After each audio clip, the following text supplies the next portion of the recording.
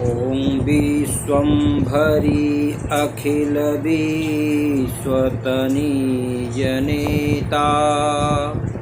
विद्याधरी वदनमा वज्रजो विधाता दुर्बुद्धिने दूर करी सद्बुद्धि आपो पाई माम ओं भगवती भवदुःख कापो। प्रिय छात्रों, ध्वन्यालोक का प्रसंग चल रहा था। हम लोगों ने 12वीं कारिका तक अध्ययन किया था। 13वीं कारिका में वाच्य अर्थ से अतिरिक्त व्यंग्य अर्थ के सद्भाव अर्थात अस्तित्व और प्रधानता का प्रतिपादन करके अब 13वीं कारिका में उसके उपयोग को बताते हुए आचार्य आनंदवर्धन कहते हैं, यत्रार्थः शब्दो वा तमर्थम उपसर्जनीकृत स्वार्थौ व्यंग्यः काव्य विशेषः स ध्वनिरिति सूरभि कथितः। कहा कि यत्रार्थः शब्दः वा उपसर्जनीकृत स्वार्थौ तम अर्थम व्यंग्यः स काव्य विशेषः सूरभि ध्वनि इति कथितः। यहाँ पर कहा कि यत्रार्थो वाच्य विशेष, जहाँ अर्थ वाच्य विशेष या शब्द वाचक विशेष उस प्रतीयमान अर्थ को अभिव्यक्त करते हैं, वह विशेष काव्य ध्वनि है। अब कारिका के अर्थ को देखते हैं। कहा कि यत्रार्थः शब्दः, जहाँ अर्थ अपने को और शब्द अपने अर्थ को गुणीभूत करके उस प्रतीयमान अर्थ को अभिव्यक्त करते हैं, उस विशेष काव्य को विद्वान लोग ध्वनि कहते हैं। इस कारिका में 2-3 शब्द विचारणीय हैं। जैसे कहा कि तम उपसर्जनीकृत स्वार्थौ,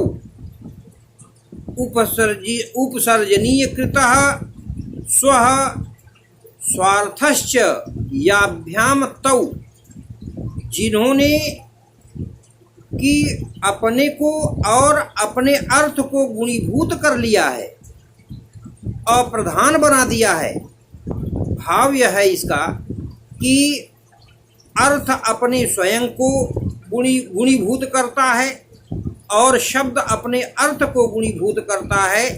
जिस काव्य में वाच्य अर्थ की अपेक्षा व्यंग्य अर्थ अधिक चमत्कारकारी होता है, वह ध्वनि काव्य कहलाता है। ध्वनि काव्य का लक्षण प्रस्तुत करते हुए ध्वन्यालोक के अलावा काव्य प्रकाश में भी आचार्य मम्मट ने कहा है कि इदम उत्तमम अतिशयिनी व्यंग्ये वाच्या ध्वनिरिति बुधैर कथितः।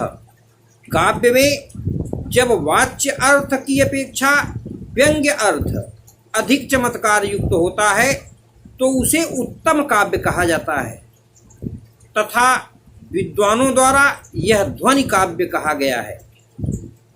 ध्वनि के इस लक्षण में यह भी कहा गया है कि अर्थ अपने को या शब्द अपने अर्थ को उपसर्जनीकृत करते हैं। इसे स्पष्ट है कि व्यंग्य की प्रतीति शब्द और अर्थ दोनों से होती है।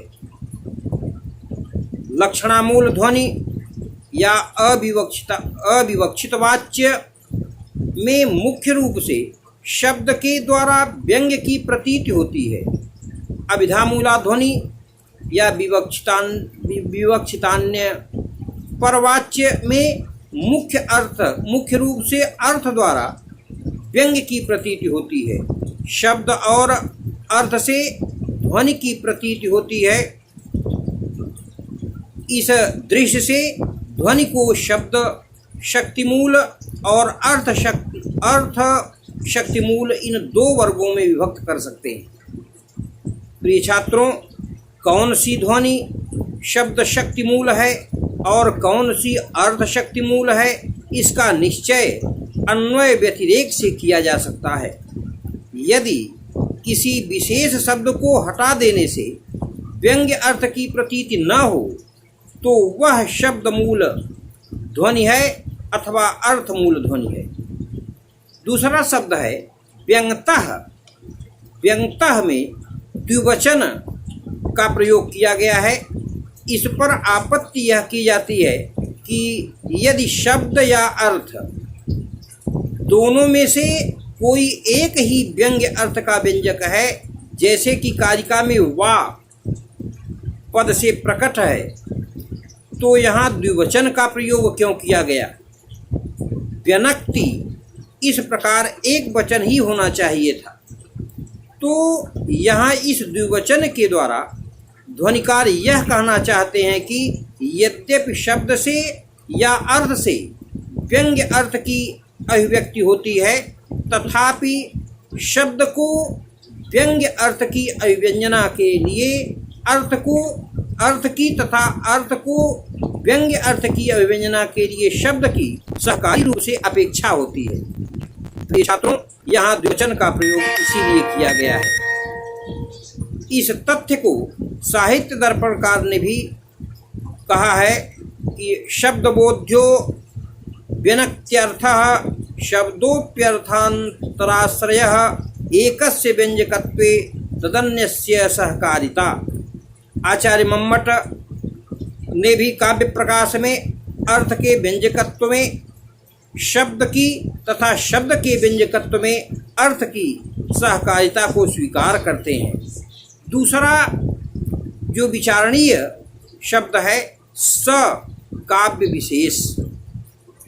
कारिका में स पद की व्याख्या अभिनव गुप्त ने विशेष रूप से की है। इस पद का अर्थ है अर्थो वा शब्दो वा व्यापारो वा, अर्थात व्यंग्य अर्थ, व्यंजक शब्द और व्यंजना व्यापार, ये तीनों ही ध्वनि है। यद्यपि ये तीनों पृथक पृथक रूप से भी ध्वनि हैं, तथापि इस कारिका में इन तीनों के समुदाय रूप काव्य को ध्वनि कहा गया है। इस प्रकार अभिनव गुप्त के मत में ध्वनि संज्ञा का प्रयोग इस प्रकार किया जा सकता है कि व्यंजक पद, व्यंजक शब्द, व्यंग्य अर्थ और व्यंजना व्यापार और इसका समुदाय रूप काव्य। ध्वनेर विषयः, एक पद आया है ध्वनेर विषयः, ध्वनि का विषय। विषय शब्द की निष्पत्ति विषबंधने धातु से की है। विशेष सिनोति बध्नाति स्वसंबंधिनम पदार्थम इति विषयः, जो अपने से संबंधित अर्थ को विशेष रूप से बांध लेता है वह विषय है। इस व्युत्पत्ति से वाच्य वाचक चारुत्व हेतुओं में ध्वनि को पृथक कह दिया गया है। इस कारिका में ध्वनि का लक्षण उपन्यस्त करने के पश्चात आचार्य आनंदवर्धन ने ध्वनि के विरोधी मत अभाववादियों का खंडन शुरू करते हैं और कहते हैं तदप्ययुक्तम प्रसिद्ध प्रस्थानातिक्रमणो मार्गस्य ध्वनिर्नास्ति तदपि अयुक्तम। कहा कि जो यह कहा गया है कि प्रसिद्ध प्रस्थान क्या है?